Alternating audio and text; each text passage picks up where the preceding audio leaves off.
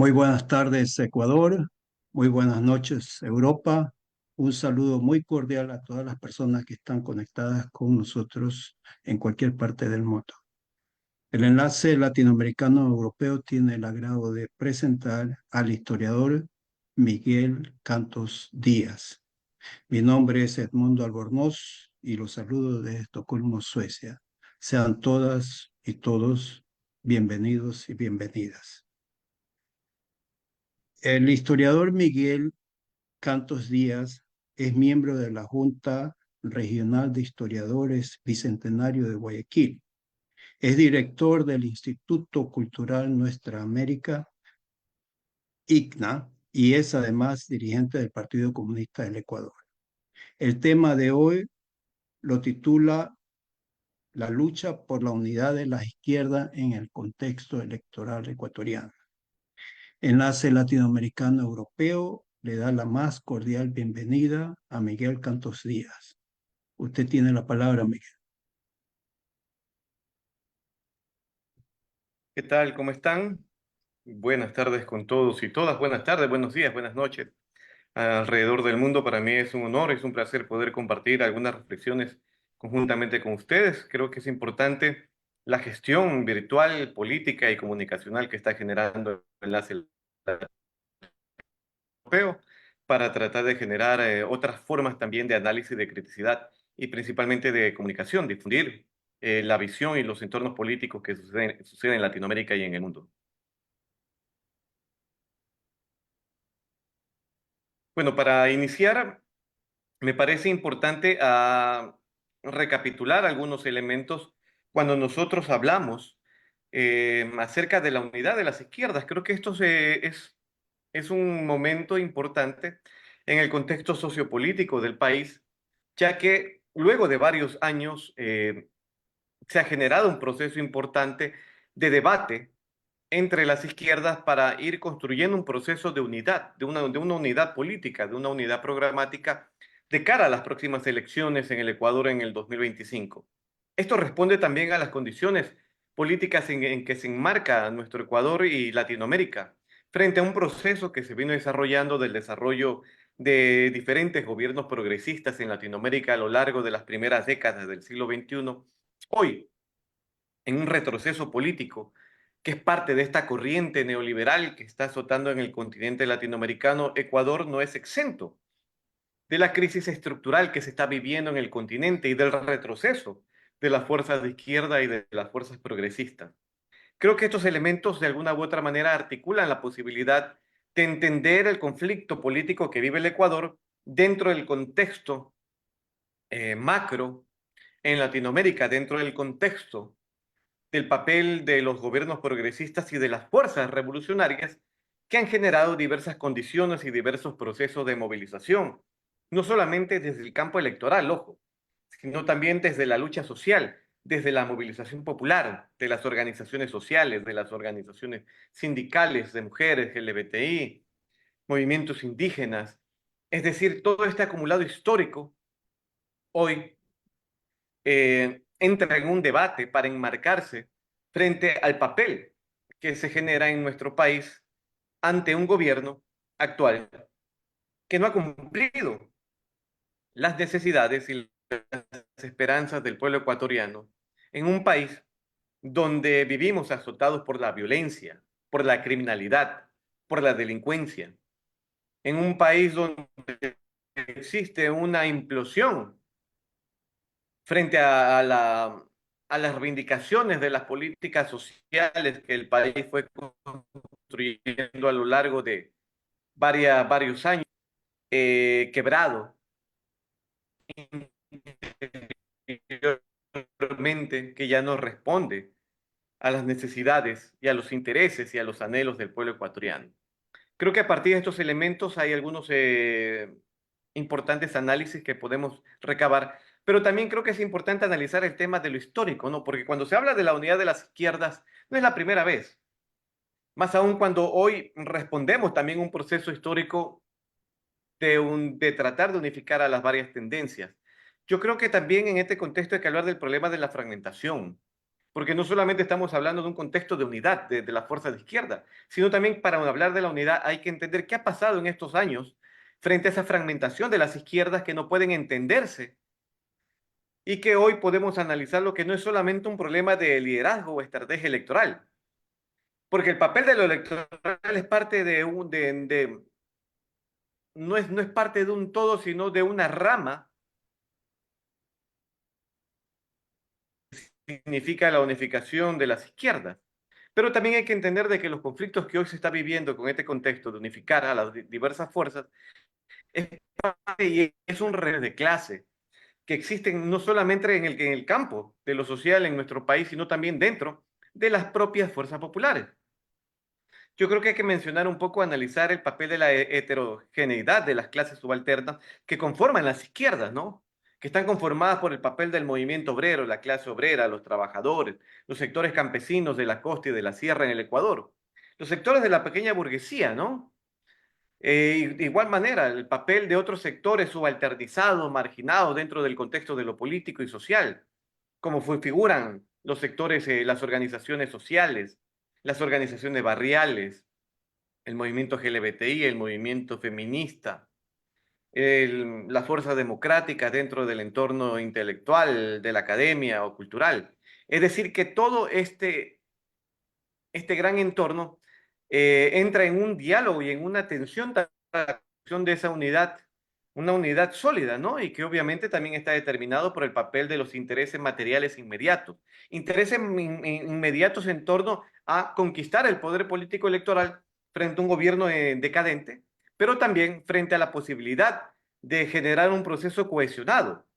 Yo creo que ahí, dentro de este contexto, un poco de la experiencia que ha tenido el Partido Comunista del Ecuador, creo que podemos analizar que el PCE es uno de los partidos que ha mantenido esa consistencia ideológica dentro de la izquierda, frente a la hecatombe que se vivió después de la contrarrevolución en la Unión Soviética en 1989 y 1990, que golpeó a la izquierda latinoamericana, pero que da varios desafíos significativos para articular este frente de masas, un frente de masas amplio, un frente de masas que también tenga una política programática, y creo que a partir de ahí podríamos analizar el contexto de las diversas izquierdas en nuestro país a partir del concepto de Gramsci, cuando nos hablan de la guerra de posiciones, ¿no?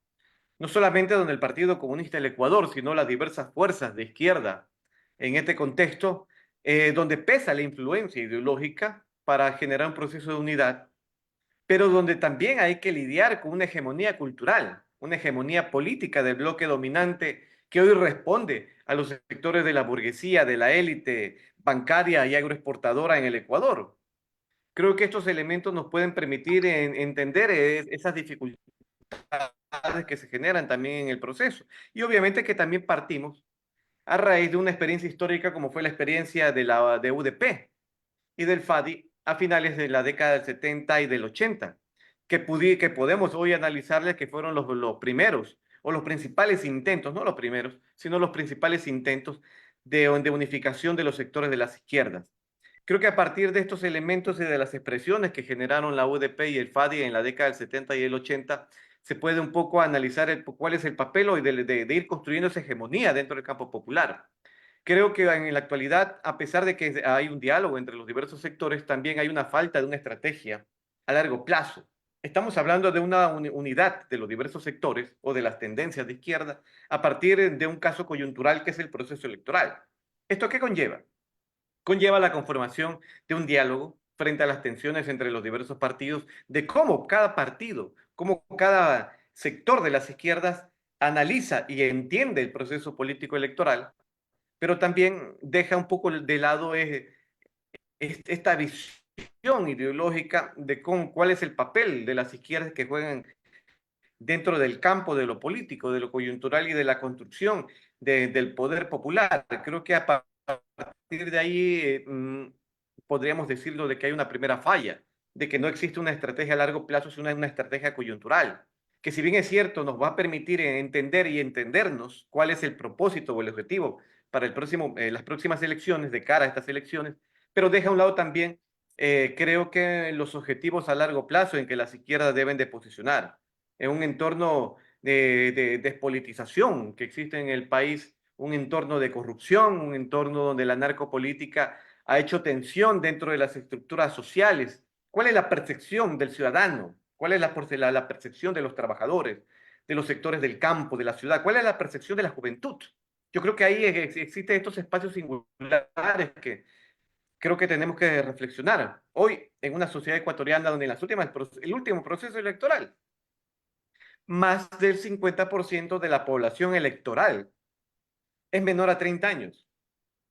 Y dentro de ese porcentaje, gran parte de esa población electoral son mujeres. Es decir, ¿cuál es el objetivo? ¿Cuál es la visión que tienen las izquierdas para responder a este gran acumulado histórico de juventudes y de mujeres que hoy mantienen otra visión del espectro político y donde existe una contaminación cultural, ideológica y comunicacional por parte de los partidos de la derecha que han tratado de unificar, de cristalizar estas visiones entre la corrupción y las izquierdas como que si fuera una sola. Es decir, nos están vendiendo una píldora ideológica y comunicacional a la población a través de las redes sociales para tratar de decir de que la corrupción es igual a izquierda. Creo que frente a eso la izquierda o las izquierdas necesitan tener una respuesta que permita romper ese discurso hegemónico para tratar de plantear una nueva política o plantear el objetivo que tiene en este caso el papel de las izquierdas. Yo creo que eso es esencial, tener una perspectiva futuro, un futuro no solamente en cuanto al proceso de unidad, más aún cuando ya el día de en estos días se generó ya las inscripciones de las precandidaturas. Creo que todavía es construyendo una unidad sólida. Pero creo que esta unidad no solamente está basada en el electoral de las izquierdas, del centro o de la socialdemocracia para cristalizar y lograr un gobierno de cambio y de transformación. Creo que esto debe ir más allá. Creo que hay que entender que, en primer lugar, cuando hablamos de las izquierdas, no podemos solamente hablar de las izquierdas que tienen partidos de carácter electoral legalmente registrados en el Tribunal Supremo Electoral. Creo que también hay otros sectores de las izquierdas sociales, populares, que también deben de tener una representación y una voz. Creo que también el papel nuestro es de escuchar a estos otros sectores de las izquierdas que viven otras realidades y otras experiencias en el campo de lo popular, en el campo de lo barrial, en el campo de lo sindical. Creo que esto nos va a permitir entender y entendernos mucho mejor cuál es el papel de este proceso a partir de un elemento y una herramienta de lucha como es el campo electoral, que no lo es todo, pero que hoy es parte esencial para ganar posiciones frente a un Estado que está en deterioro, evolucionando, que está quebrado por la corrupción, por la narcopolítica, por la desatención en los diferentes sectores de la sociedad, en el campo de la seguridad social, los derechos laborales, de los trabajadores que siguen violentados, el papel de la educación, de una educación digna, de calidad, abierta, democrática.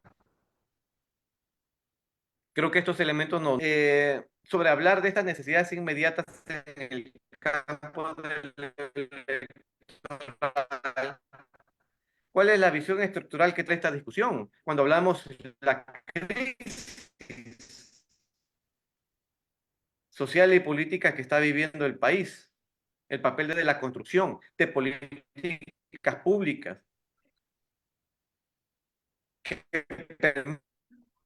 permitan de tener viendo otras herramientas de seguridad para la población ecuatoriana. Pero no podemos entender un proceso de cambio y transformación si no entendemos el papel de la educación y la cultura como un elemento general para el desarrollo. Creo que el mejor papel y la mejor herramienta para poder ir cristalizando este proceso de unidad es pensar y repensar desde la izquierda que necesita nuestro país. Creo que es parte de esos elementos esenciales. También hay que entender de que en estos días se ha visto las tensiones que han existido en la construcción de estas alianzas políticas. Si bien es cierto, en este momento ya existe un grupo, un equipo que está construyendo un programa de unidad, Creo que también estos contextos, estas tensiones que se están viviendo dentro del espectro, mm, bombardeando al interior y que no permiten ir cohesionando la disputa pública que se ha hecho en cuanto al papel y a la discusión de Rafael Correa y Pedro Granja. Yo creo que estas contradicciones dentro de esta alianza frente a estos debates, de alguna u otra manera no contribuyen para ir construyendo este proceso de hegemonía dentro del bloque histórico de la izquierda. Nuevamente me voy a un poco del contexto de Gramsci, ¿no? Cuando una coalición política requiere de dos elementos fundamentales: una dirección intelectual, pero también una dirección moral unificada. Yo creo que no estamos todavía percibiendo esos elementos como parte, y cuando estamos hablando de una dirección intelectual y una dirección moral unificada, no me refiero hablando de personas, sino de la dirección colectiva para no permitir de que estas tensiones personales entre preocuparse por las necesidades que hoy necesita la población ecuatoriana, en cuál es el camino que va a tomar para ir construyendo no solamente la unidad de cara a las elecciones, sino también la unidad programática. ¿Qué tensiones se van construyendo en torno a la posibilidad de ir elaborando un programa que permita reacomodar y recuperar las luchas sociales y políticas que fueron conquistadas por el pueblo ecuatoriano a partir de la Constitución del 2008? Es decir, todo este acumulado de reivindicaciones sociales que durante más de 3 décadas el país estuvo luchando y que fueron recogidas en la Constitución del 2008, hoy han sido violentadas. Hoy un Estado que cada vez está destruyendo al interno, necesitamos ir construyendo políticas públicas que nos permitan reconstruir ese Estado. Y creo que a partir de estos elementos necesitamos ir buscando que estas diferencias que se están dando en las izquierdas eh, no puedan, no puedan tensar en esta fragmentación.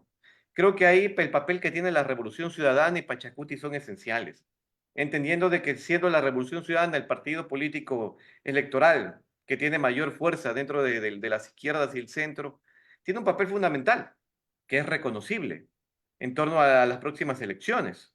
Es la segunda fuerza o la principal fuerza política del país a nivel de las izquierdas, pero también entender el papel de la movilización social y popular que tiene Pachacuti. Creo que ahí las tensiones en cuanto al papel del extractivismo, el papel del análisis sobre el papel de la naturaleza, de la explotación minera, creo que son tensiones que deben entrar en un debate, pero también hay otros elementos dentro de esa reivindicación, de esas reivindicaciones sociales que deben ser debatidas dentro de este equipo de trabajo, dentro de las izquierdas. Necesitamos ir creando condiciones que nos permitan recuperar ese Estado. Muy probablemente en el campo electoral tenemos hasta octubre para saber si efectivamente se va a lograr una unidad de las izquierdas. Nosotros, desde el Partido Comunista del Ecuador, estamos generando diversos procesos de diálogo con las diversas fuerzas sociales y políticas para promover esa unidad.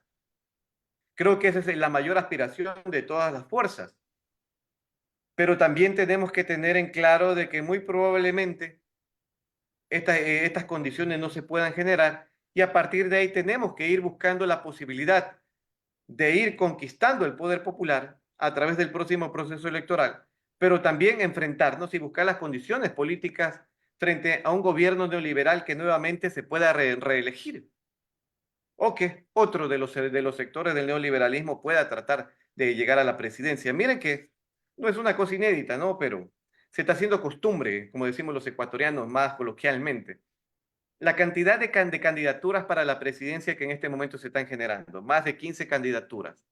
¿Es saludable para la democracia tantas candidaturas? ¿Cuál es el papel de que existan demasiadas candidaturas? Probablemente no está detrás de eso una estrategia muy subyacente para manipular la conciencia y la decisión electoral de la población ecuatoriana. ¿No será una fórmula creada por las derechas para tensionar aún más la fragmentación política? El existir tantas candidaturas y que responden al mismo nicho ideológico. La mayoría de las candidaturas representan a la derecha.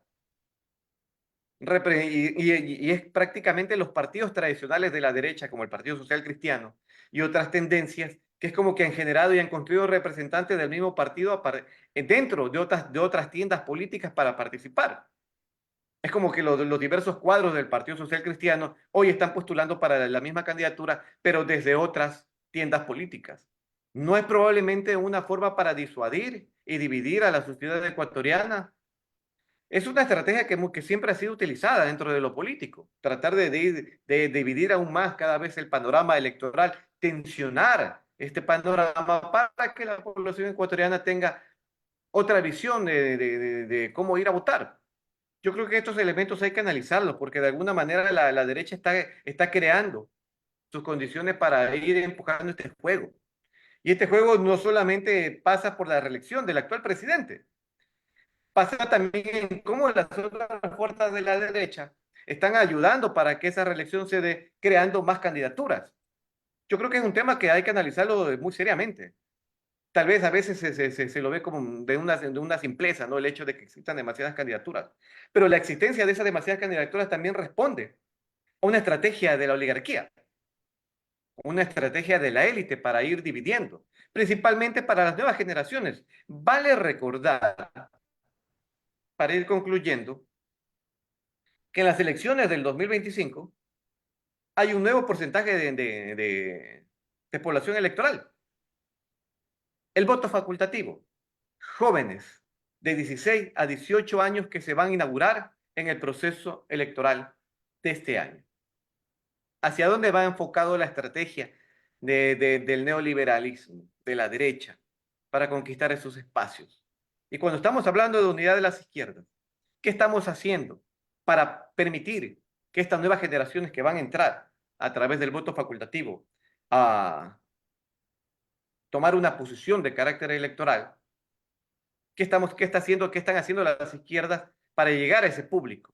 Yo creo que hay que ir analizando estos elementos porque nos va a permitir ir confluyendo una influencia que nos va a permitir desarrollar una política mucho más clara frente a ese poder político colectivo. Creo que hoy también estamos en la posibilidad de ir construyendo ese poder político colectivo que va mucho más allá de un proceso electoral. Las elecciones son parte de todo un proceso de lucha política. Creo que las tensiones inherentes en la izquierda hay que buscar la manera de cómo mantenerlos al margen frente a las reales necesidades y a los reales intereses que hoy necesitamos para generar una política de alianzas entre las izquierdas, pero también que esto nos permita una movilización de las bases en el campo de lo electoral. Creo que allí es el contexto de lo relevante y cómo nosotros podemos interpretar como un primer intento de movilizar estas bases en torno a una candidatura colectiva que refleje los intereses no solamente de las nacionalidades indígenas, de los sectores populares, sino también refleje la lucha y la reivindicación y las necesidades de toda una población ecuatoriana que viene golpeada económicamente cada vez más, donde los servicios de salud, trabajo, empleo, educación son cada vez mucho más golpeados. Es decir, estas limitantes que va construyendo el capital hegemónico a través de la presidencia de la República, a través de este Estado, cómo nosotros sí podemos capitalizar estas necesidades para poder construir este poder popular frente a la crisis de representación y de fragmentación que tiene el electorado. Porque el hecho de que existan 15, 16, 17 candidaturas a la presidencia representa esta crisis de representación y de fragmentación. La fragmentación sirve como una estrategia para la derecha para no permitir ganar en la posibilidad de que se pueda generar una unidad programática de las izquierdas en el campo de lo electoral. Pero también puede ir construyendo o torpedeando para que candidaturas dentro de la izquierda o del centro puedan ir solas y que de alguna manera sirvan como caldo de cultivo para ahondar más la crisis de representación, que no solamente la izquierda en este contexto político la enfrenta, sino también los diversos partidos. Creo que es esencial el articular un programa de gobierno que hoy sea percibido como una alternativa real al neoliberalismo dominante. Creo que hacia allá debe ir en nuestros esfuerzos, ser una alternativa. ¿Cómo podemos ir a ser una alternativa que no represente a los mismos intereses del pasado? Una alternativa que responda a las necesidades de la población. Una alternativa frente a las políticas fundamentales en educación, en cultura, en seguridad, principalmente en la creación de fuentes de empleo, esencialmente en el papel de devolver un desarrollo educativo para las infancias, para las adolescencias, a estos sectores de la subalternidad históricamente relegados a los grandes cinturones de miseria que en nuestras grandes ciudades. ¿Cómo posibilitar generar mayores políticas públicas en educación para que las infancias y las adolescencias formen parte también de un programa político de gobierno? Creo que esas son las implicaciones que a futuro tienen las izquierdas para hoy tratar de ir generando esos esfuerzos para superar las divisiones internas y construir una alianza sólida, una alianza que responda a un contexto de clase, pero que también responda a un proyecto político claro. La izquierda no puede hacerle juego a la derecha a partir de la fragmentación y la derrota. Creo que hoy la izquierda tiene una capacidad importante para ir construyendo y articular un lenguaje, un discurso y una práctica política a través de lo comunicacional, de la movilización y de la sensibilización al pueblo ecuatoriano frente a las necesidades y a las aspiraciones reales, no solamente de la población en un todo, sino principalmente de los sectores que históricamente han sido oprimidos y explotados en esta sociedad. No sé si frente a eso podemos entrar en un diálogo y algunas preguntas que podríamos un poco ir discutiéndolas entre todos y todas. Sí, muy bien. Buenas noches. Mi nombre es Jimmy Pesantes y llevaré la moderación desde Berlín, Alemania. Antes de comenzar con la ronda de preguntas, le recordamos a nuestra audiencia que hoy tenemos con nosotros al historiador Miguel Cantos Díaz, quien expone el tema la lucha por la unidad de las izquierdas en el contexto electoral ecuatoriano. Estimado Miguel, el pasado 17 de agosto se terminó el plazo para inscribir candidatos de binomios presidenciales y para asambleístas nacionales y provinciales.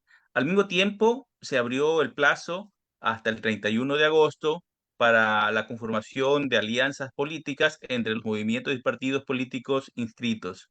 Se conoce de la inscripción de 17 binomios presidenciales. ¿Cómo aprecias, primero, bueno, ya lo dijiste de un poco, cómo aprecias la cantidad de binomios inscritos, tomando en cuenta de que estamos en una democracia presidencialista, no parlamentaria, tomando en cuenta también, por ejemplo, que en base a eso tenemos la figura del norte, por ejemplo, en Estados Unidos, donde se presentan normalmente casi como 100, la última vez creo que fueron alrededor de 120 candidaturas presidenciales, pero que siempre por su constelación, siempre son dos figuras, dos partidos importantes que se los ve, ¿no? Que se nota. En la forma ecuatoriana del presidencialismo, esa figura, esos dos polos, se irían representando aquí en las tendencias que se están formando, ¿no? Digamos, el progresismo, la derecha. Parece que también vamos a ir a una constelación un poco parecida. Eso por un lado. Y en segundo, la posibilidad de reducir esa cantidad con la conformación precisamente de alianzas en las diversas fuerzas políticas. ¿Cómo ves tú eso? Bueno, yo creo que debe haber una reforma de partidos.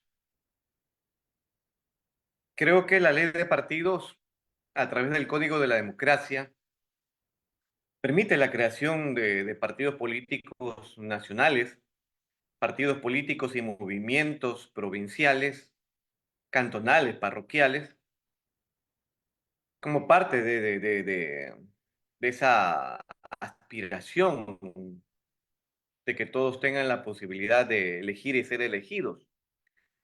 Pero creo que también debe haber una reforma de partidos que permitan hacer un razonamiento mucho más amplio sobre la conformación de estructuras de carácter nacional. Yo creo que hay que preguntarnos De todos los partidos políticos de carácter nacional que hoy han inscrito candidaturas, ¿cuántos realmente, antes de la inscripción de candidaturas, tienen un proceso político en los sectores sociales, en los sectores barriales? ¿Cuál es el trabajo político que ellos han venido haciendo? Formación política, construcción de propuestas, reuniones, asambleas, no las que estipuladas dentro del Código de la Democracia para elegir candidatos, no, sino cuál es la lucha que ellos han venido emprendiendo. Probablemente algunos dirán a través de la Asamblea Nacional y los asambleístas. Claro, pero el papel de los partidos políticos tiene un sentido de representar un sector de la población nacional que lucha por determinadas aspiraciones. Si esto no está pasando y se están conformando como partidos netamente electoreros, donde ya vemos de que los candidatos, muchos de estos candidatos o candidatas, solamente aparecen en elecciones, se desaparecen los próximos 4 años, nuevamente vuelven a aparecer, significa de que ahí existe un problema dentro del carácter de las elecciones, del carácter democrático de nuestro país, de que va a haber una reforma. Creo que la Asamblea Nacional debe de impulsar una reforma. Creo que el progresismo debe de impulsar una reforma en la ley de elecciones. Hoy son 17 candidaturas. Probablemente puedan ser más, porque lo permite. La conformación de partidos políticos ya no se basa solamente en la unidad de diversos sectores de la ciudadanía por intereses ideológicos o políticos. Hoy se define también por la posibilidad monetaria de ir construyendo un partido político. Los sectores populares, los trabajadores, los sectores campesinos, las organizaciones barriales, las organizaciones de mujeres, ¿están en la posibilidad económica de levantar un partido político? La cantidad del porcentaje de electorado para la recolección de firmas posibilita un trabajo mancomunado. Es decir, de que detrás de eso hay un emporio económico detrás para poder cristalizar y llevar a cabo la construcción de un partido. Es decir, hoy son empresas políticas. Prácticamente desde allí hay una articulación que no es acorde a las aspiraciones realmente de un proceso electoral. Debe haber una reforma, es necesario. Creo que tal vez esta asamblea o la próxima asamblea, el bloque de asambleístas progresistas deben impulsar, pero también creo que es parte nuestra impulsar ese debate. Creo que nuestro papel es elevar a ese debate. No puede ser posible que existan tantos partidos, más aún cuando ideológicamente la mayoría de partidos responden a los mismos intereses y existe el camisetazo. El candidato o la candidata que no logra ponerse de candidato para presidente o vicepresidenta o asambleísta, simplemente va y alquila otro partido. Hoy tenemos partidos políticos de alquiler. ¿Y a quiénes alquilan? Alquilan al candidato más idóneo, que tiene la capacidad política, intelectual, orgánica de poder impulsar un proceso de cambio. O alquilan a quien tiene la capacidad económica de sostener una campaña electoral, mediática. Yo creo que estas preguntas nos deben permitir un poco ir entendiendo y la presión que yo creo que desde los sectores populares debemos de ejercer. Muy bien. Ahora desde Hamburgo, perdón, desde Colonia, Elizabeth Sáenz continúa con estas preguntas. Por favor, Elizabeth. Sí, muchas gracias, Jimmy, y muchas gracias, Miguel, por estar aquí, bueno, darnos tu análisis sobre la situación nuestra ecuatoriana. Estoy de acuerdo con que necesitamos una reforma electoral. Hablabas de los camisetazos, en realidad es así, ¿no? Muchas personas usan los partidos políticos simplemente como un medio para lograr entrar al Parlamento y después hacer y deshacer, mejor dicho, ¿no? Y es algo que realmente debería ser penado, pero que no sucede, ¿no? Yo quisiera volver un poquito al tema de la unión de las izquierdas, ¿sí? Con una frase que dijo Luisa González, que quería que no se refunde la patria cada 4 años. A mí me parece tan certera esta frase, ¿sí? Porque ya es un mal que sufre la mayoría de los países en nuestra América Latina. que no hay continuidad, que cada 4 años se pretende crear algo nuevo, cada 4 años se despilfarran recursos, se destruyen sinergias que se han creado, ¿no? Que ya existen, se manipula la opinión de los desfavorecidos sobre todo, ¿no? Y volvemos al punto cero, ¿no? Eso es un mal que lo tenemos no solo en Ecuador, sino en otros países también.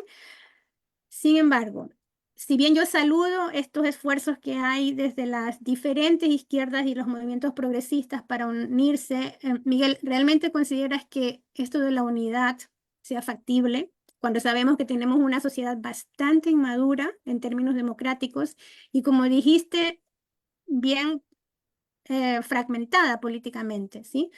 No sé, pues desde el punto de vista programático parece a veces algo inconciliable. Bueno, yo creo que hay coincidencia en determinados elementos programáticos de las izquierdas.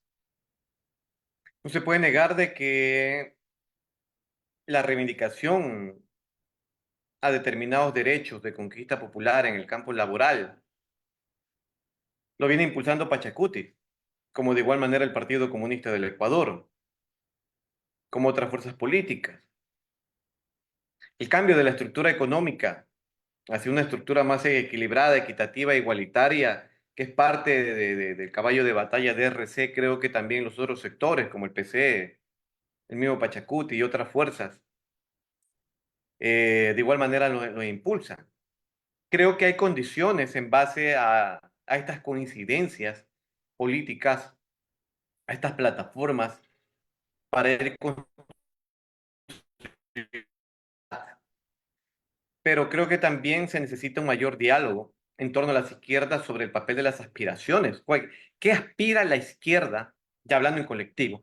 ¿Qué aspira la izquierda en el Ecuador y en Latinoamérica? La conquista del poder político. La conquista del poder político del Estado. Y si es así, yo creo que hay que buscar las formas que nos permitan ir creando las condiciones objetivas y subjetivas, como decía Vladimir Lenin, cuando en el libro El Estado y la Revolución, cuando él hablaba de estas condiciones objetivas y subjetivas para que poder ir construyendo un proceso de transformación, un proceso revolucionario. Creo que mientras no tengamos la película clara en torno a eso, va a ser complicado ir construyendo este proceso. Creo que también, y estoy muy de acuerdo contigo, frente al análisis que planteó Luisa González, no se puede ir a hacer borrón y cuenta nueva. Y creo que el papel de las izquierdas es entender, primero, de que, si bien es cierto, durante los últimos años, antes del 2017, entre el 2006 y el 2017, se generó un proceso de cambios y profundas transformaciones en el Ecuador, como en Latinoamérica. No se puede endilgar a que eso responde o representa a un solo partido. Yo creo que eso representa a las aspiraciones de un colectivo, a las aspiraciones históricas. Y si yo me voy mucho más atrás, el proceso de cambios y transformaciones que vivió el Ecuador a partir del 2006 con la llegada de la Revolución Ciudadana, en aquel momento Alianza País, respondía al programa político y de gobierno del FADI, del Frente Amplio de Izquierdas en los 70 y del 80, que fueron aspiraciones que se lograron impulsar y nuevamente y se concretaron en el 2000, entre el 2006 y el 2017. El proceso quedó truncado con la llegada de Lenín Moreno a la presidencia y a una involución política. Creo que hoy se pueden ir nuevamente a reivindicar aquellas luchas sociales y reivindicaciones que generó esa política pública. Pero tampoco creo que nos podemos estancar frente a aquello. Yo recuerdo que para el 2016 el Partido Comunista había planteado la necesidad o había planteado la tensión que en ese momento se vivía en el proceso político ecuatoriano. Lo caracterizaba de que para el 2017 o el proceso de la Revolución Ciudadana se radicalizaba o se estancaba. Cuando hablaba de radicalización significaba recoger nuevas aspiraciones del campo de lo popular, entrar a un debate en determinados elementos que en disputa dentro de las izquierdas y promover un nuevo programa de gobierno mucho más radical, muy probablemente para la construcción del socialismo. Pero en la práctica política vimos de que prácticamente el Estado, con la llegada de Moreno, se detuvo el proceso político hubo una contracción política y hubo una destrucción paulatina de determinadas reivindicaciones del campo popular que se convirtieron en aspiraciones de Estado y en reivindicaciones en lo social, en lo político, en lo cultural, en lo educativo. Creo que hoy necesitamos ir construyendo una plataforma de lucha que recoja las aspiraciones de la Constitución del 2008, que responde a las aspiraciones del pueblo ecuatoriano durante más de 30, 40 años, pero creo que también necesitamos un diálogo para responder a las nuevas necesidades que tiene la población ecuatoriana. Y esas nuevas necesidades y reivindicaciones de la población ecuatoriana no pueden entrar no pueden entrar en una disputa. Debemos de ir construyendo nuevas alternativas que nos permitan ir perfeccionando leyes o aspiraciones en el campo de los derechos de la naturaleza, de los derechos culturales, de la educación, el papel del extractivismo, el papel de temas que durante muchos años fueron tabúes dentro de las izquierdas para debatirlos y que hoy la propia sociedad nos llama a entrar en aquellos debates. Creo que también debe ser una construcción colectiva en mantener un diálogo por fuera del proceso electoral. Yo creo que la unidad no se cierra ni se termina con las elecciones, gane quien gane. Yo creo que en cualquiera de los dos campos, gane el progresismo o nuevamente gane el neoliberalismo, las fuerzas populares deben mantenerse en un programa de lucha que reivindiquen las aspiraciones construidas para presionar desde dentro para que se vayan convirtiendo en aspiraciones sociales, un gobierno progresista, o para impulsar desde las calles a quienes que siguen siendo explotadas e involucionadas por el gobierno neoliberal. Eso significa, ¿qué significa aquello? Que necesitamos tener una mayor característica de sindéresis, un poco tomando las palabras de algunos de los discursos de Roldós. Creo que nos falta mayor sindéresis en los actuales momentos, ¿no? Para poder entender que hoy nos estamos debatiendo en un proceso de regresión, que es parte de una corriente latinoamericana. Pero no podemos nosotros jugárnosla por los intereses de determinados sectores dentro de las izquierdas a no impulsar un programa de unidad. Yo creo que eso también debe haber y lo digo con toda la franqueza del mundo, yo creo que debe de haber una mayor reflexión de quiénes conforman las fuerzas de izquierda. Esos camisetazos al interior de las izquierdas no son tan viables. Estos sectores que, entre comillas, se involucran en los partidos de izquierda para ganar curules en la Asamblea Nacional, torpedean los procesos al interno. Miren lo que pasó en los últimos meses, en el último año. ¿Cuántos asambleístas, entre comillas, de la Revolución Ciudadana hoy son asambleístas independientes? Yo conozco a uno de ellos, desde la época del colegio, social cristiano 100%. ¿Cómo llegó? No lo sé. Yo lo recuerdo a él de los discursos desde la época del colegio, alabando a Férez Cordero y a Nebot. Y eso no pasa allí solamente, pasa en muchos sectores. El papel de las ONGs con financiamiento norteamericano que torpedean también muchos procesos sociales al interior de las izquierdas, al interior de las organizaciones populares. Creo que estos elementos también torpedean y que necesitamos un debate al interno para debatir qué país queremos, cómo lo vamos a hacer y mediante o quiénes lo vamos a empujar. Muy bien. Una cosa, el llamado a la reunión que se llevó a cabo en Quito fue hecho por algunos movimientos, o sea, el llamado a los partidos políticos y a los movimientos fue hecho por organizaciones sociales, em, jugando, claro, un papel muy importante como articuladores y motivadores de esa unidad.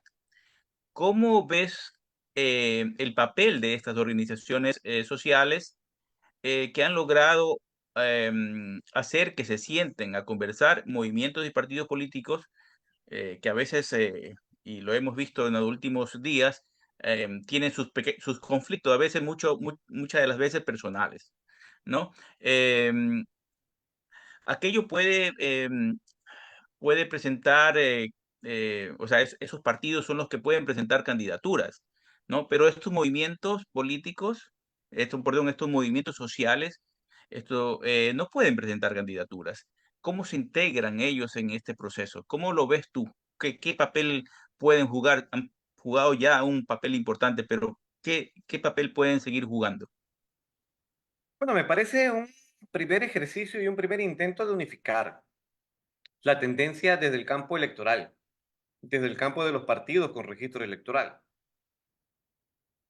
Creo que las organizaciones sociales que han logrado esto responden también a una necesidad de cambio y de anhelo de tener otro gobierno. Pero también creo de que cuando hablamos de unidad de las izquierdas, no solamente son las izquierdas quienes tienen partidos o registros electorales, porque allí estamos hablando de una visión urbanocéntrica de las fuerzas de las fuerzas de izquierda, porque no estamos solamente ateniendo a las fuerzas de izquierda que tienen una capacidad movilizadora del campo de lo político electoral en las grandes ciudades del Ecuador, que no son todas. Hoy las fuerzas de izquierda son mucho más, van más allá de los partidos de izquierda. Hay organizaciones, movimientos de izquierda con diferentes tendencias, marxistas, marxista-leninistas, socialistas, que consideran y creen de que el trabajo político, muchos de ellos surge a nivel de la lucha sindical. Otros consideran de que el trabajo de la construcción del poder popular lo caracterizan desde el campo de lo barrial, de lo popular, de lo campesino. Es decir, de que hay otras fuerzas que también entran en esa polaridad del debate. Y creo que son fuerzas que tienen todo el derecho en plantear y en responder también a estas preguntas de unidad. Creo que no están todas. Creo que que deben de estar frente a un proceso electoral, quienes tienen registro electoral, pero hay un campo mucho más amplio de las izquierdas que tienen que entrar en debate. Pienso yo, ¿qué sucede con las organizaciones de izquierda, organizaciones juveniles, sindicales, barriales, de otras provincias del país, de los cantones? ¿Qué pasa con las organizaciones de izquierdas rurales, que no están alineadas ni a Pachacuti, ni a la FEI, o a otros sectores de las izquierdas tradicionales, por así decirlo, pero que también reivindican un proyecto de transformación y de cambio? Yo creo que ahí esos diálogos también deben entrar. ¿Qué pasa con las organizaciones de izquierda que están en el exterior, en Europa, en Estados Unidos? La migración ecuatoriana, que también tiene una voz y que se debe de hacer escuchar. Creo que eso es mucho más amplio, pero es un ejercicio que hoy se presenta interesante para poder impulsar un proceso de transformación. Creo que realmente ese ejercicio de unidad va a tener sus frutos después de las elecciones, si ese ejercicio de unidad se mantiene. Creo que allí está el gran debate en cómo mantener el ejercicio de unidad postelectoral. Y lo postelectoral nos va a definir muchas cosas. Las características en que este ejercicio puede ir profundizándose en la medida de tener un gobierno progresista, o las características que pueda tener una vez en que probablemente al llegar a un gobierno progresista las tensiones nuevamente se amplíen.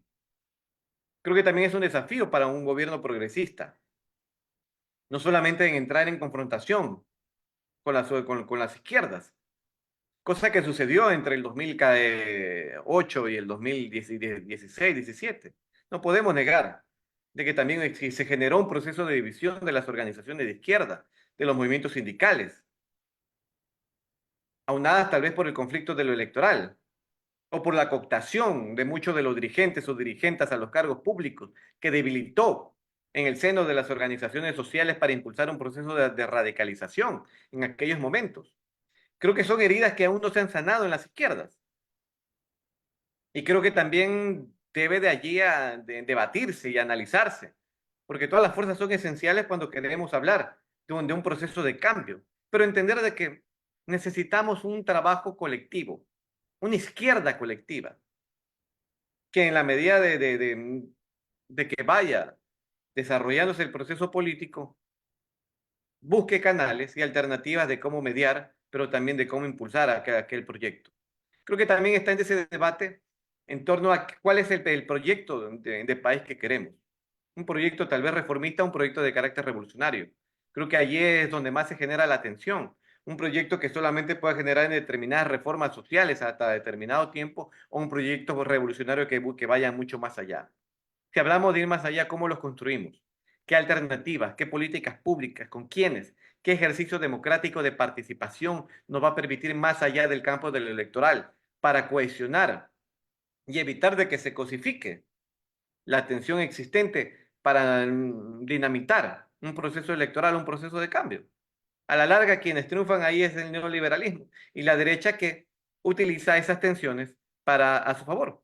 Creo que ahí nos va a permitir un poco impulsar ese trabajo, pero creo que finalmente este proceso de unidad va a lograr los resultados después de las elecciones.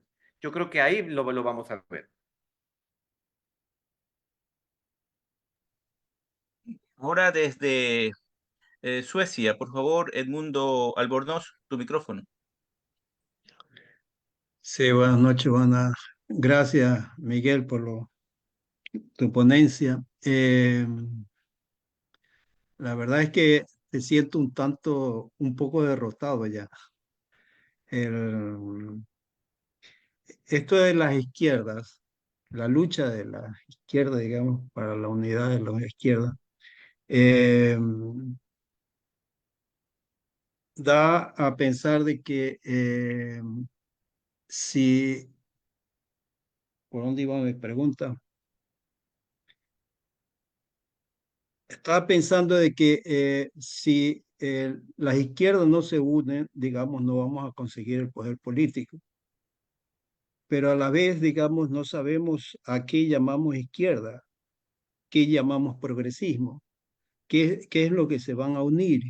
Y ya estamos viendo de que las izquierdas próximas a nosotros ya se están dividiendo. Al mismo tiempo, por otro lado, no veo a una derecha, digamos, unida.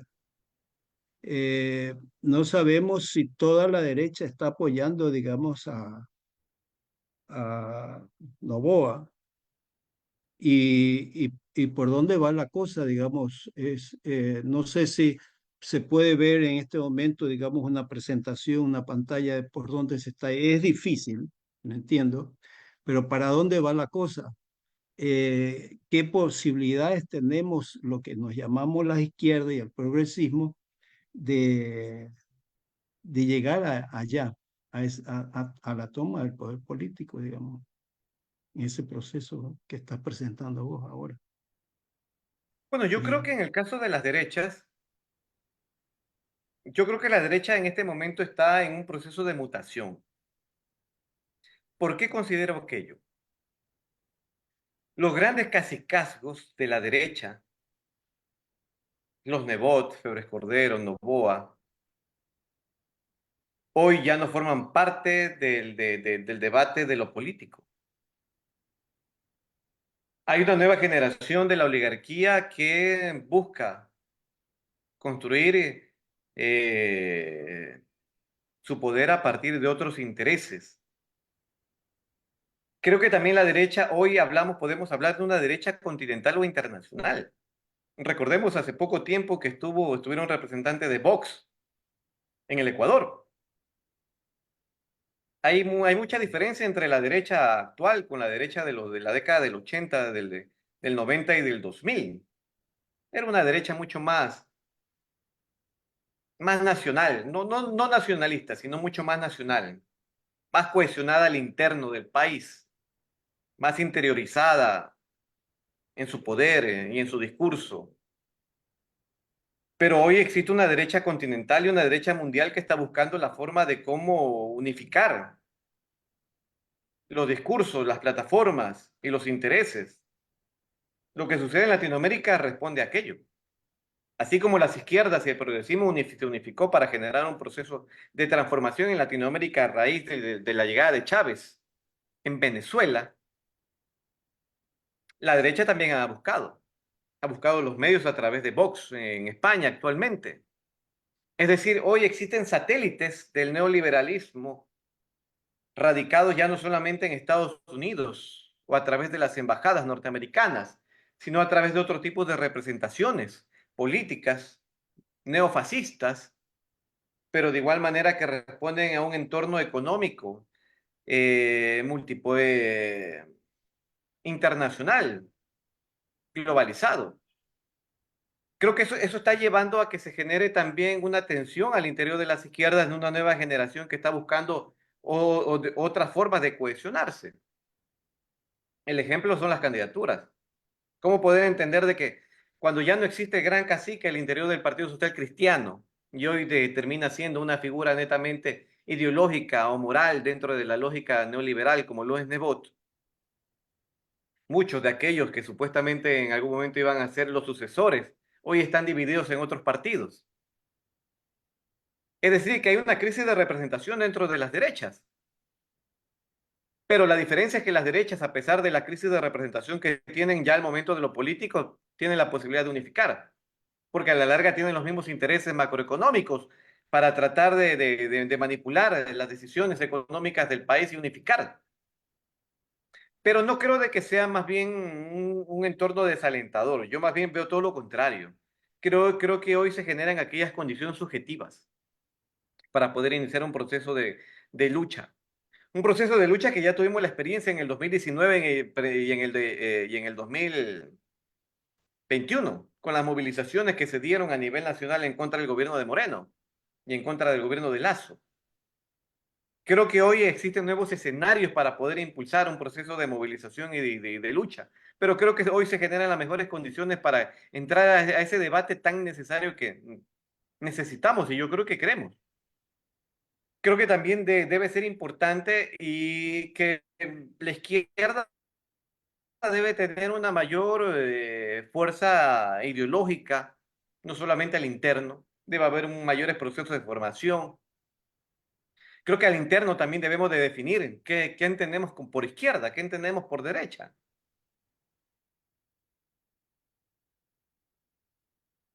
Del progresismo que es anticomunista, o un entorno del progresismo que quiere relegar del papel que tuvo la Guerra Fría, o muchos sectores de la izquierda que todavía rememoran aquello.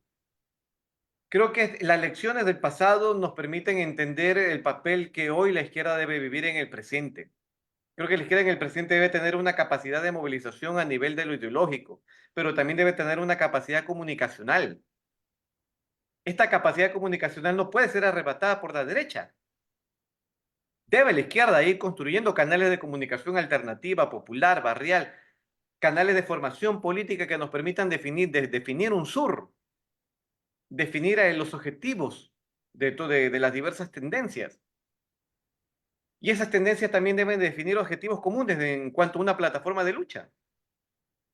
El papel de la comunicación es importante. Hoy habría que pensar que el papel de la comunicación, quién la está monopolizando dentro del debate de lo político en el Ecuador.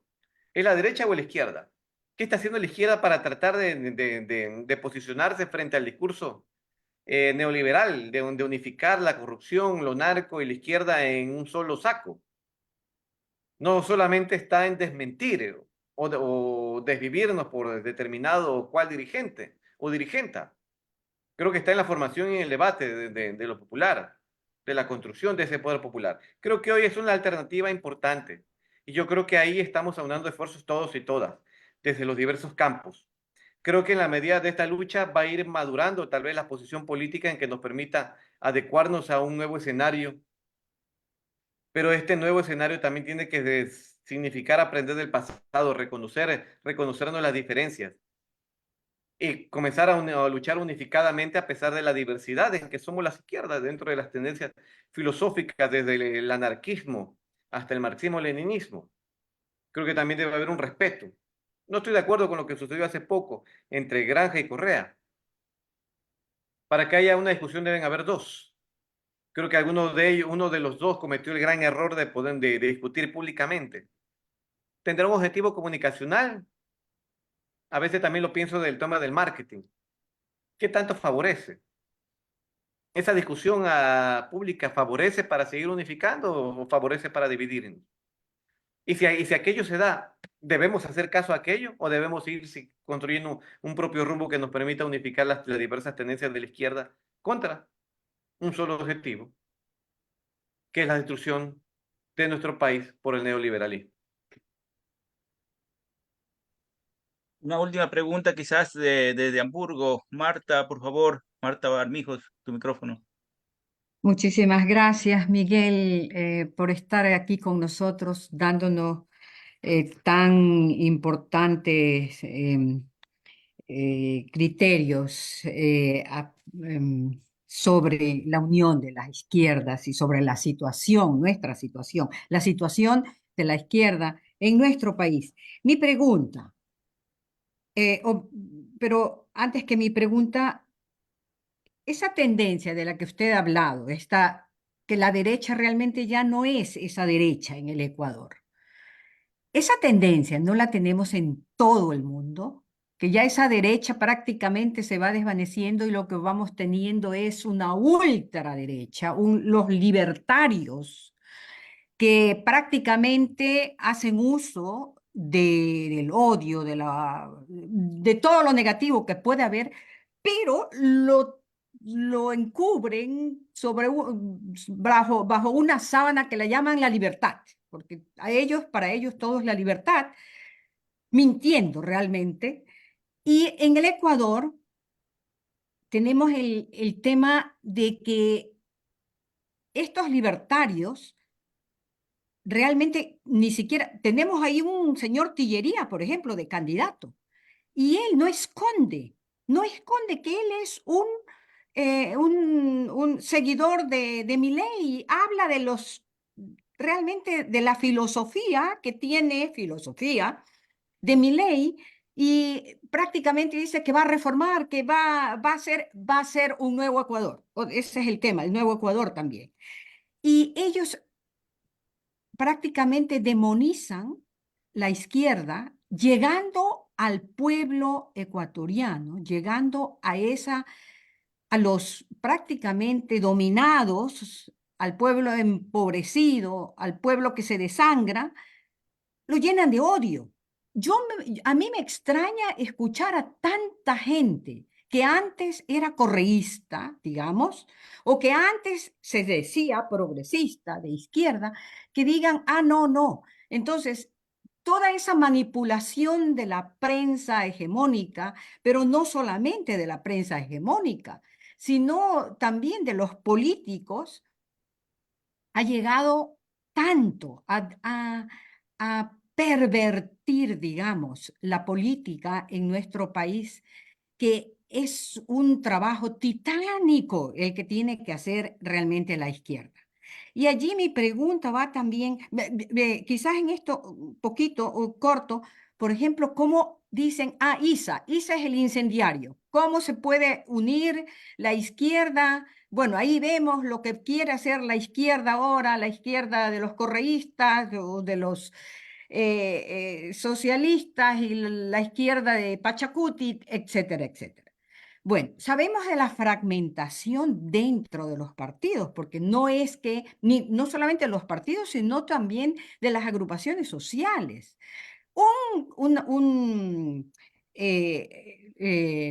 La CONAIE no es solamente un movimiento social de izquierda, allí lo tenemos dividido, la izquierda y la derecha, pero su representante principal es Leonidas Issa, y Leonidas Issa es de izquierda.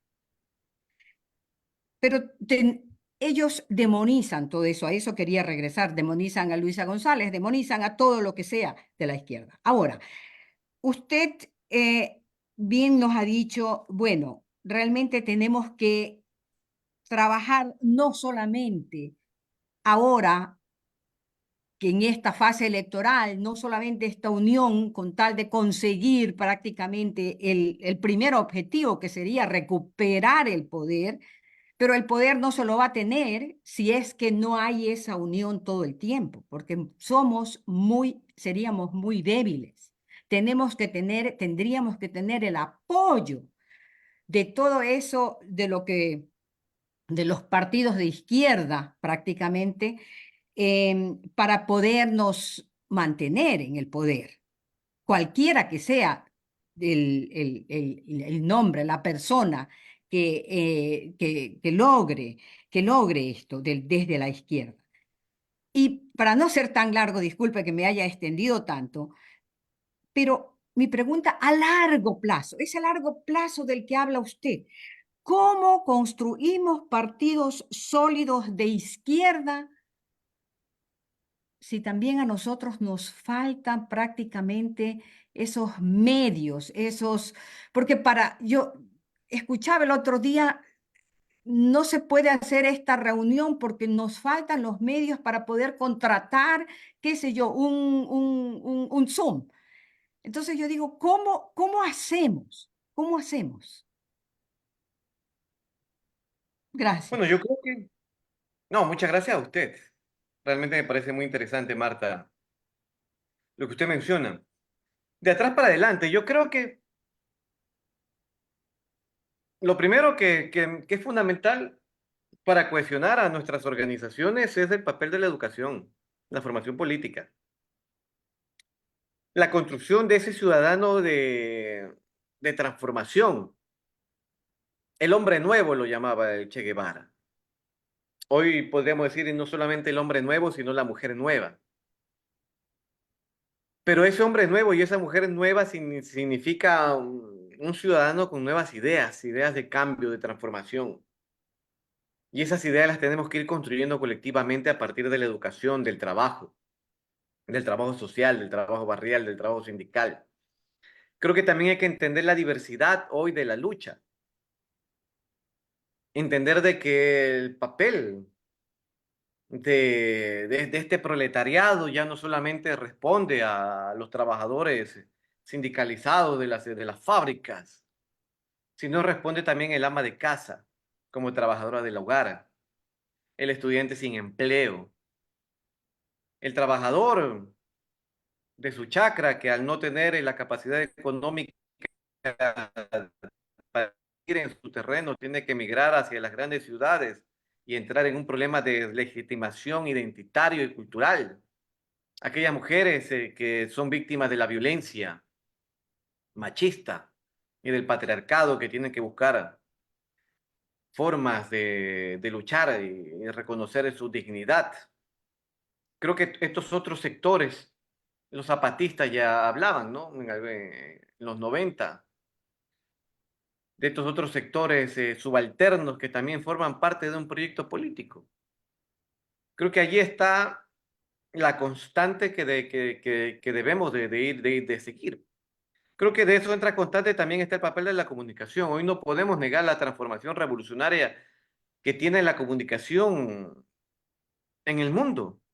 Hoy ya no hablamos solamente de un desarrollo tecnológico de las telecomunicaciones, sino hoy ya también entramos en un entorno de la inteligencia artificial.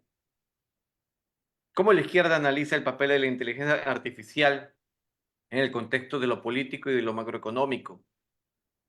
¿Cómo la globalización a través de la inteligencia artificial puede ser una herramienta que fortalezca tal vez el desarrollo de las capacidades humanas o puede ser una herramienta que genere mayor precarización, desempleo, precarización laboral, muchos de los oficios? Creo que son estos elementos que nos deben llevar a pensar. Creo también que necesitamos impulsar un trabajo que esté vinculado al tema de lo comunicacional. No podemos desligarnos de aquello. Las alternativas de comunicación hoy son tan necesarias en un mundo donde cada vez lo tecnológico inunda el contexto de la cotidianidad identitaria de la población. Hay que dar respuesta frente a aquello. Pero también creo que la derecha busca atomizar el lenguaje, busca atomizar la reflexión y la opinión de la población. ¿Quiénes hoy controlan la opinión pública? Son los grandes medios de comunicación transnacionales. Hoy cuando hablamos de opinión pública no hablamos de la opinión construida por los ciudadanos. Hoy la población es mera receptora de los grandes discursos de la derecha, del neoliberalismo, de esta visión libertaria. Hoy se crean elementos comunicacionales a partir del show mediático. ¿Cómo gana Milei? Milei gana a partir de ese show. Bukele. Hoy cuando hablamos del problema de la violencia y de la delincuencia en el país, en la opinión pública, en el debate diario, ¿de quién escuchábamos a cada rato? Bukele, ¿no? Era Bukele. Y los medios de comunicación comenzaron a buscar al Bukele criollo, ¿no? Al Bukele ecuatoriano. ¿Quién se podía aproximar al discurso, a las características? Yo no sé si hasta la pinta de Bukele. Hoy también tratan de aproximarlo a Milei. Y obviamente, claro, en este show mediático va a salir el candidato que va a querer salir despeinado y con el mismo discurso agresivo y de violencia y de odio que tiene Milei. Porque esto atrae a una población manipulada comunicacionalmente desde lo cultural, desde lo noticioso, desde la percepción, es decir, de que los medios nos construyen esta percepción. Hoy, ejemplo, la izquierda debe de debatir, y yo creo que eso es una prioridad para todos nosotros y nosotras, debatir el tema de la narcocultura que está dentro de la música, de las series digitales, de las series televisivas, de las novelas.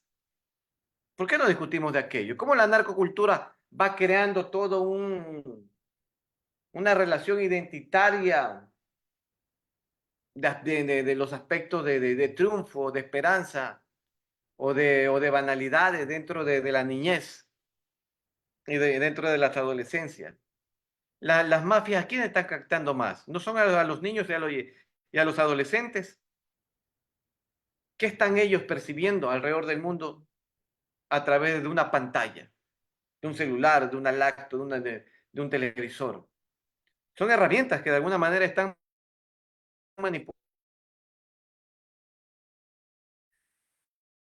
Y son estas herramientas quienes están creando y creando esta percepción de la población hacia quién. O sea, nos están diciendo a nosotros, sin todavía haber un debate, ojo, sin todavía haber un debate de los candidatos, ya nos están diciendo por quién votar. ¿Y cómo nos dicen por quién votar? Nos dicen a través de la narcocultura, a través de las noticias, a través del show mediático, del escándalo. No han utilizado el escándalo de Correa y de Granja para ampliarlo, masificarlo. ¿Para qué? Para que se vea cómo se pelean entre ellos, para que se vea que hay un debate y una reflexión entre las dos estructuras políticas, o para verlos a ellos como archienemigos y que acá la derecha es la que tiene la posibilidad y se aleja de aquello. Es decir, ahí están estas otras visiones. Y el poder de los libertarios fue fuerte por la herramienta comunicacional. Y los libertarios, bajo esta lógica del libre mercado y de esta libertad, entre comillas, que ellos se las van construyendo, están manipulando a la sociedad y están manipulando frente a una receta del neoliberalismo, que es el papel de la violencia. Naomi Klein, hace algunos años, en Estados Unidos, sacó un documental y un libro que se llama La teoría del shock. Me parece importante citar a Naomi Klein porque el libro de Naomi Klein hace su análisis en base a las estrategias de shock que utilizó la CIA en la década del 50 del siglo XX para atemorizar a la población, a los sectores subversivos o que vayan en contra de la política norteamericana. Y cómo esta teoría de tratar de aniquilar emocionalmente a los individuos se utilizó ya en las décadas posteriores para nuevamente atemorizar frente a la debilidad que tiene la población para la invasión política, económica y militar norteamericana, a través de este shock mediático que se da por la violencia, por los problemas de la naturaleza, por los gobiernos. Hoy nos están metiendo la misma receta. Hoy, en un momento de violencia que nos da miedo a nosotros salir a la calle, ese temor que tenemos lo están utilizando ideológica y culturalmente para ya comenzar a llevarnos a pensar hacia quién tiene la razón. Miren el plan Fénix, cómo nos lo vendieron.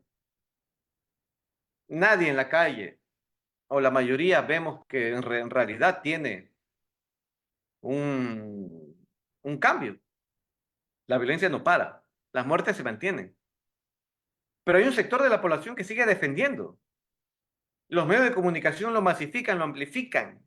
Utilizan como parlantes los medios de comunicación para seguir diciendo del Plan Fénix. Es decir, están utilizando el tema de la violencia para atemorizarnos, escondernos, y en esa visión preocupante, no saber qué hacer, decir, bueno, vamos apostando en estas próximas elecciones por quien nos está ofreciendo realmente que vamos a salir de la delincuencia. Y nos van a vender al político que tiene la capacidad económica y que como él tiene, es rico, no tiene por qué robar. O nos van a decir de los grandes empresarios exitosos y que como ellos son exitosos van a llegar al gobierno, van a tener los ministerios y van a poder generar una política exitosa. Y ese miedo y esa temeridad que hoy tenemos frente a la delincuencia nos va a llevar a apostar a aquello. Pero no nos están llevando a generar un debate, una reflexión. Y ahí es cuando la izquierda necesitamos entrar en esa lógica. Creo que es necesario tal vez este proceso de unidad para que también un poco nos permita identificarnos entre nosotros y nosotras, fundamentalmente. Pero creo que eso se lleva a través de un trabajo colectivo, político de formación. Necesitamos ganar a la población. Una crítica que nosotros la hacemos. La izquierda necesita un cambio generacional, necesita una mayor juventud, necesita mayores mujeres en sus frentes. Es ahí el cambio. Cuando se hablaba en la década de la Unión Soviética, ¿no? Cuando se hablaba de los pioneros. ¿Cuál era el papel de los pioneros? No era ir creando, ir construyendo a ese hombre nuevo. Hoy la izquierda necesita ir construyendo a ese relevo generacional y político que va a tener la posibilidad de ir dando a nuestros partidos y crear mayores condiciones políticas para lograr aquellos objetivos de la revolución, aquellos objetivos revolucionarios de cambio y transformación. Creo que allí un poco debemos de ir empujando ese proceso. Sí, excelente. Concluyendo, a pesar de que tenemos algunas manitos alzadas, pero por el tiempo, concluyendo, nos gustaría pedirte un planteamiento final, acogiendo tus últimas palabras, que son muy interesantes, que la izquierda necesita un relevo generacional, que necesita más juventud, más mujeres. ¿Cómo lograr esto? ¿Qué nos puede decir sobre estos últimos aspectos? Creo que reconociendo las luchas de aquellos otros sectores que también han estado subalternizados. Creo que reconociendo el papel que ha tenido la juventud, que tienen las mujeres, entendiendo de que necesitamos ir construyendo un acumulado histórico que nos permita cohesionar. Creo que a partir de esos elementos nos va a permitir ir generando un relevo, ir construyendo un relevo generacional. Creo que la izquierda no debe esperar a que la juventud se acerque a los partidos de izquierda.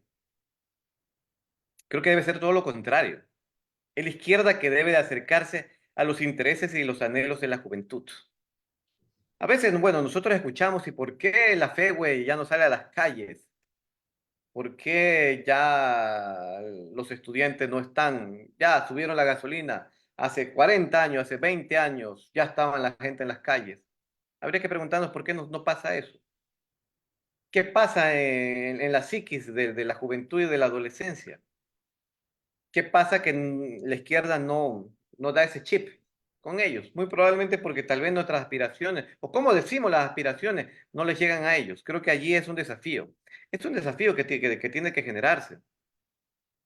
Creo que debemos de ir a impulsar esa necesidad de acercamiento, pero también creo que debemos de reconocer la necesidad de promover, no solamente de ir promoviendo un cambio generacional, sino ir creando las bases en nuestros partidos, en nuestros movimientos, en nuestras organizaciones, para que se dé. Aproximar a estos otros sectores es fundamental. Creo que allí vamos a ir pudiendo construyendo una plataforma que nos permita adecuarnos.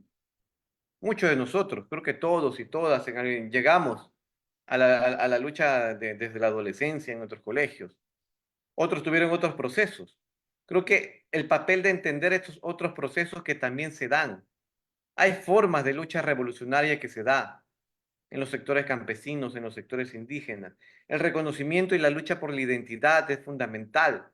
El papel que tiene el pueblo montubio hoy de reconocerse como un elemento clave en la transformación agraria, pero en la transformación democrática del país es fundamental. El papel de todas estas adolescencias, los grandes sectores subalternizados y rurales, donde de alguna manera los partidos muy pocas veces llegan. Cómo ir pensando una política pública que nos permita reacondicionar ese desarrollo social y de esperanza para el pueblo ecuatoriano a través de lo rural.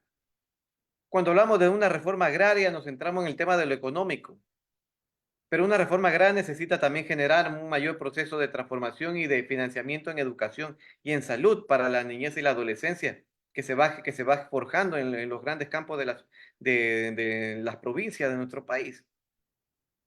El papel de las luchas por la naturaleza, del movimiento LGBTI, del movimiento feminista. Es decir, es un todo.